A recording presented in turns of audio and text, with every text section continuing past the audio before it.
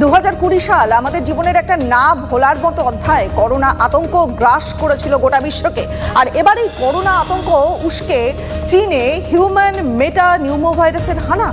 চীনের একাধিক হাসপাতালে এখন ঠিক ভিড়। সোশ্যাল মিডিয়ায় ছড়িয়ে পড়া ভাইরাল ভিডিও আতঙ্ক ছড়াচ্ছে। মূলত শিশু এবং বয়স্করাই আক্রান্ত হচ্ছে HMPV ভাইরাসে। যদিও নতুন ভাইরাস হানা নিয়ে মুখে কুলুপ এঁটেছে বেজিং এর সরকার। নতুন বছরের শুরুতে কি তবে আবারও ফিরে এলো করোনা ভাইরাস? আতঙ্ক উস্কে দিল সোশ্যাল মিডিয়ায় ভাইরাল চীনের কয়েকটি ভিডিওগুলি চীনের কয়েকটি হাসপাতাল। সেখানে দেখা যাচ্ছে প্রচুর মানুষের ভিড়। হাসপাতালে মাস্কে মুখ ঢাকা ভিড়ের ছবিতেই সিঁদুরে মেঘ দেখছে গোটা দুনিয়া।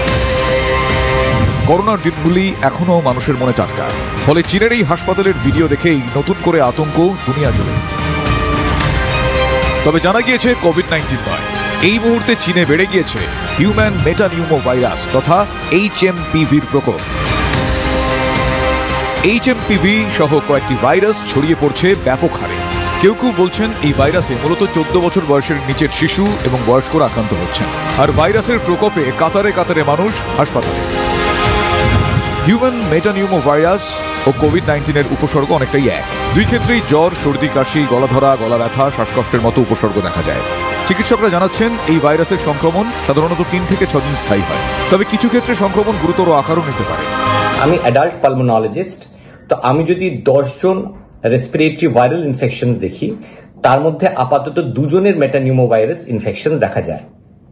এই ইনফেকশনের সঙ্গে ব্যাকটেরিয়াল ইনফেকশন হলে শ্বাসনালীর প্রদাহের জন্য এই ইনফেকশন ভয়ানক রূপ নিতে পারে। করোনা ভাইরাস যেমন বিশ্বজুড়ে মহামারীর আকার ধারণ করেছিল, তেমনি এই ভাইরাসও মহামারীর আকার নিতে পারে বলে আশঙ্কা করছেন অনেকে।